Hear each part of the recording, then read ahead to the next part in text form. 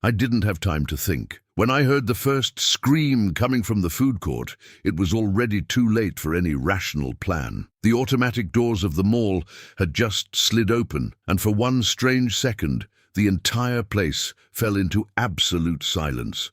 That heavy kind of silence that comes right before something goes wrong. Then I saw the stripes, too white, too large, moving with a calm that didn't match the chaos beginning to explode around us. A white tiger was walking down the main corridor of the mall, as if he were crossing an open field. Cups fell, children started crying, stores slammed down their metal gates with crashes that echoed against the high glass ceiling. People ran without direction, shoving each other, tripping over bags and chairs. My radio erupted with frantic voices, asking for instructions I didn't yet have. I felt the weight of the taser on my belt, but my hands were sweating too much to trust them. This wasn't a drill. This was a 600-pound predator just yards away from me. But he wasn't running. He wasn't leaping. He wasn't roaring. He was walking, head low, eyes alert, completely ignoring the humans scattering like frightened birds. I had seen attack videos before. I had studied basic animal behavior in security training. That wasn't a hunting posture. It was searching. And when he stopped in the center of the atrium and lifted his nose into the air, inhaling deeply, something inside me shifted. He was tracking a scent. If this scene already has you hooked,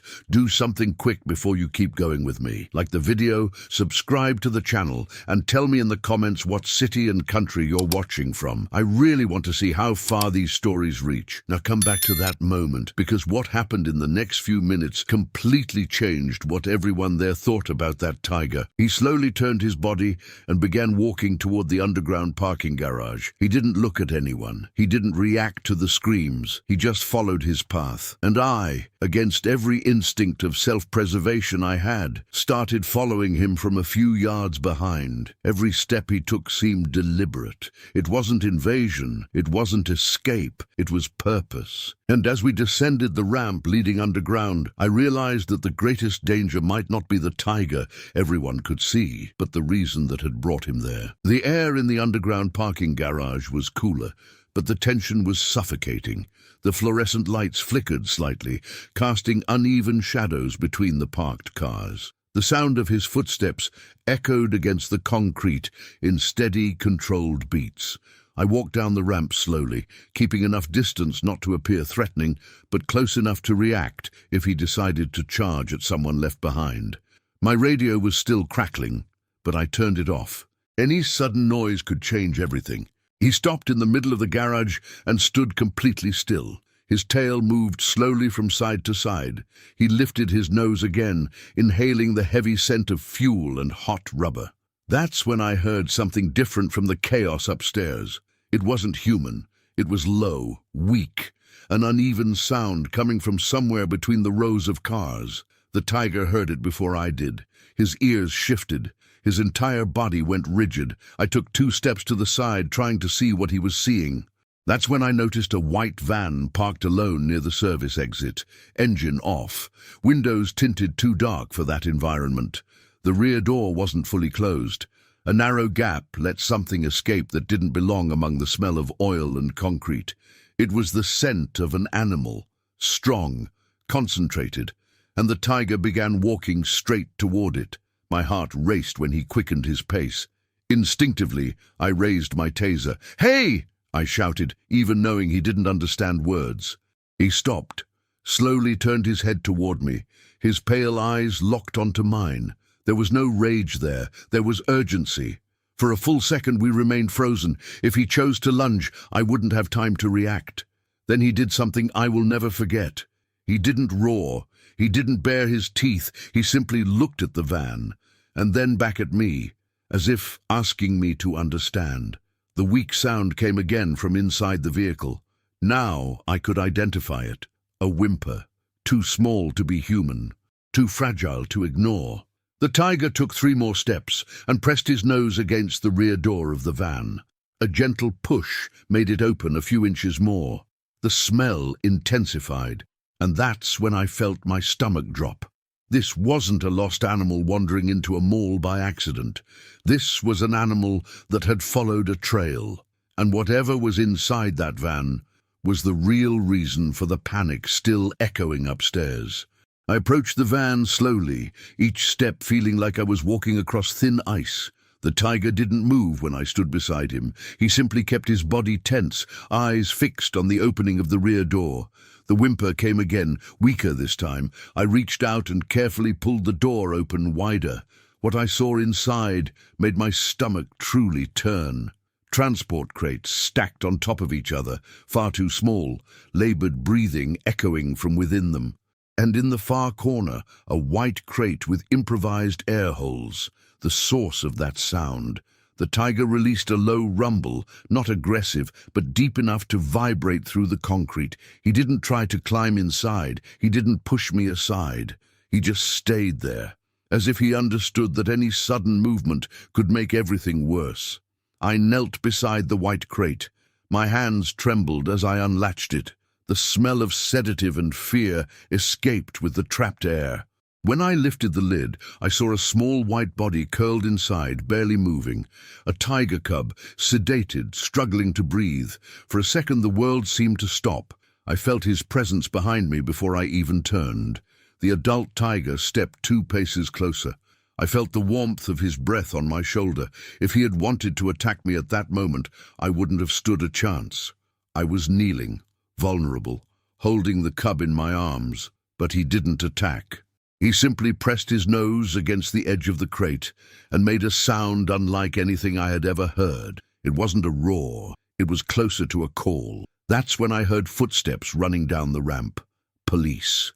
Reinforcements had finally arrived. Weapons raised, shouts ordering me to step away from the animal. I immediately lifted one hand.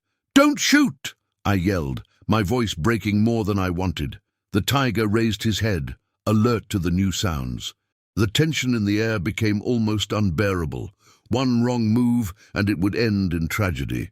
One of the officers started advancing, gun aimed. The tiger stepped forward, placing his body between us and the van.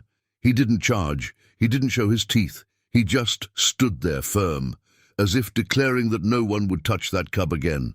I was in the middle, kneeling, holding the small, fragile body that was still breathing. What everyone upstairs had thought was a wild attack was beginning to reveal itself as something entirely different, and the next move would decide whether this ended in gunfire or in rescue. The parking garage felt like a battlefield seconds away from exploding, guns aimed, shouts ricocheting off the concrete, the echo of police boots mixed with the faint, fragile sound of the cub breathing in my arms. The tiger stood motionless, but the muscles along his back were tight as steel cables. He wasn't roaring, he wasn't charging, he simply kept his body positioned between the van and the officers. I could feel that any sudden movement might pull the invisible trigger of that situation. "Step away slowly," one of the officers shouted at me. I shook my head, still kneeling. He's not attacking, he's protecting. The officer didn't want explanations. To him, this was a predator loose inside a crowded mall, but the tiger wasn't reacting to their voices. He was reacting to the cub. When the small body shifted weakly in my arms, the adult lowered his head and made that same deep, almost calling sound. There was no doubt anymore. It was the mother, and that cub had been taken from her. That's when we heard another noise coming down the ramp, not the organized steps of backup, chaotic running. 2 men appeared at the entrance of the garage, staring directly at the van. They froze when they saw the patrol cars, then shifted their gaze to me and to the tiger. One of them took half a step back. The other tried to run. The police reacted instantly. 2 officers tackled one of the men to the ground. The second bolted toward the side exit, but was intercepted before reaching the service door. The garage erupted into chaos again. Only now the danger wasn't the tiger. It was human. Handcuffs snapping shut, shouted protests. One officer opened the other crates in the van, revealing more sedated exotic animals, monkeys, rare birds, even a lynx cub. This wasn't an accident. It was trafficking. The tiger didn't move while the men were restrained. He simply watched. When the shouting stopped and the suspects were pulled away, the garage grew eerily quiet. Weapons slowly lowered. I was still holding the cub, feeling its weak breaths against my arm. The tiger took a step toward me. My heart raced again. If he decided to take the cub by force, I wouldn't be able to stop him. He came closer, stopping less than a yard away. His pale eyes met mine. There was no aggression there, only absolute focus on the small white body. Slowly, I extended my arms and placed the cub on the ground, stepping back 2 paces. The tiger lowered his head and, with a delicacy almost impossible for an animal of his size, touched his nose to the cub. The little one responded with a faint movement, and in that moment, everyone there understood that what had looked like an invasion was a rescue. The cub tried to lift its head, but its body was still too heavy from the sedative. The mother released a low sound, almost a breath vibrating against the concrete, and began licking him with slow, steady movements, as if trying to bring him back into the world. I had never seen anything like that up close. It wasn't savagery, it was care, and the entire parking garage seemed to hold its breath with me. One of the officers whispered something about firing a tranquilizer. I raised my hand immediately. "Wait!" My voice came out steadier than I felt. "She just wants her cub." The tension was still there. One wrong step and everything could spiral into chaos again. The tiger lifted her head for a second when she heard the metallic click of a weapon being adjusted. Her expression changed. Not fear, alertness. Then something happened that no one expected. The cub let out a clearer sound, weak but alive. The mother positioned herself around him, forming a barrier with her own body. She didn't growl, she didn't lunge, she just stood there, protecting. A veterinarian who had been urgently called down the ramp approached with a medical kit in hand. He moved slowly, step by careful step. The mother tracked every movement, but she didn't charge. The veterinarian knelt about 6 feet away and spoke in a low voice, as if calming a domestic animal. I didn't know if that would matter, but something shifted in her posture. Maybe it was the cub's scent. Maybe it was the sense that no one there was trying to take him again. The veterinarian explained that the sedative dose had been too strong for such a small animal. If it wasn't reversed, he might not wake properly. I moved closer, and for the first time I was only inches from both the mother and the cub at once. My heart was pounding so loudly I was sure she could hear it. The veterinarian extended his hand with the antidote prepared. The mother slightly shifted her weight, but she didn't attack. She simply watched. The injection was quick, silent, and the seconds that followed felt like hours. The cub took a deep breath, then another, and then opened his eyes. The sound the mother made at that moment wasn't a roar. It wasn't a threat.